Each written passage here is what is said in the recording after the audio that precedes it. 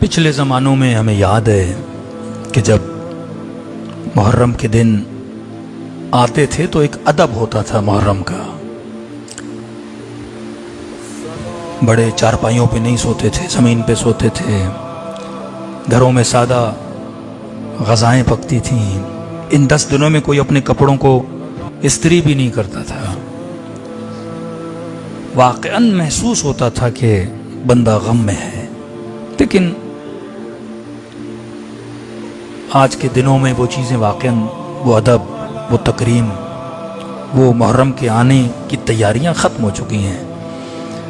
Artificial تیاریاں بہت کی جاتی ہیں، لیکن واقعاً وہ غم، وہ کیفیت جو انسان کے وجود میں نظر آئے کہ بندہ پہلی محرم کو آفس بھی جائے نا تو 10 لوگ پوچھیں بھائی خیریت تو ہے، گھر میں کسی کا انتقال تو نہیں ہوا؟ تو یہ بولے نہیں، کسی کا انتقال نہیں ہوا، نبی کا نواسا کربلا میں پیاسا مارا گیا.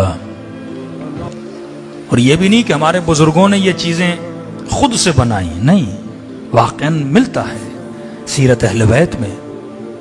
کہتے محرم کے دن آنے کو ہوتے تھے تو امام رضا کی کیفیت بدل جاتی تھی. سر سے امامہ اتارتے تھے، پاؤں سے جوتیاں اتارتے تھے، بازار میں جاتے تھے. لوگ دوڑے دوڑے آتے تھے، فرزند رسول، گھر میں کسی کا انتقال ہو گیا، بچے خیریت سے ہیں؟ کہتے تھے ہاں سب خیریت. فرزند رسول پھر یہ حال کیوں بنایا آپ نے؟ امامہ سر پہ نہیں ہے، جوتیاں پاؤں میں نہیں ہیں. فرماتے ہیں کربلا میں میرے جد حسین کو بے کفن مارا گیا. فرماتے اے شبیب کے بیٹے، اگر کسی پہ رونا ہو، دل کرے نا رونے کا، آنسوؤں کو ضائع نہ کیا کرو. مال کے جانے پہ نہ رویا کرو. اولاد کے جانے پہ ایموشنل رونا ہوتا ہے، دائمی نہ کیا کرو. اگر کسی پہ رونے کا دل کرے تو میرے جد حسین پہ رویا کرو.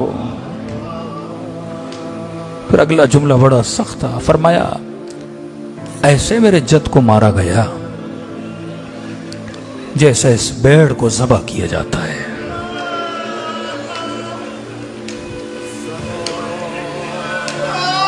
وہی سوال جو برادران اہل سنت ہم سے کرتے ہیں کہ صدیاں گزر گئیں، ابھی تک ایسے روتے ہو جیسے کل حسین کو شہید کر دیا گیا ہو. یہی سوال امام رضا سے بھی ہوا. فرزند رسول سال ہا گزر گئے. فرمایا اگر ہم کربلا کو ایسے نہ مناتے تو جس طرح تم غدیر کو بھول گئے تم کربلا کو بھول جاتے. کتنا معمہ بنا ہوا ہے امت میں کہ شیعہ کہتے ہیں بی بی شہید ہوئی جناب سیدہ، نبی کی بیٹی.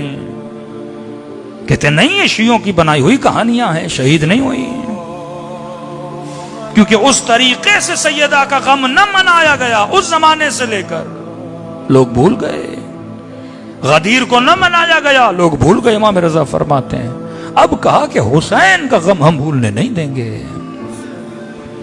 گلی گلی، کوچا کوچا یہ صدا بلند کریں گے کہ نبی کا نواسا پیاسا مارا گیا، نبی کا نواسا بے کفن مارا گیا، نبی کے نواسے کے جنازے پہ گھوڑے دوڑائے گئے، تاکہ یہ سویا ہوا غفلتوں کی نیند میں بھٹکتا ہوا مسلمان یہ سوچے مارا کس نے تھا؟ مسلمانوں نے. فاصلہ کتنا تھا؟ 50-60 سال کا.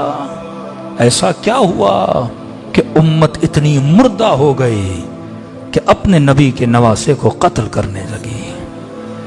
دامن علی کی دوری بندے کو حسین کا قاتل بنا دیتی ہے.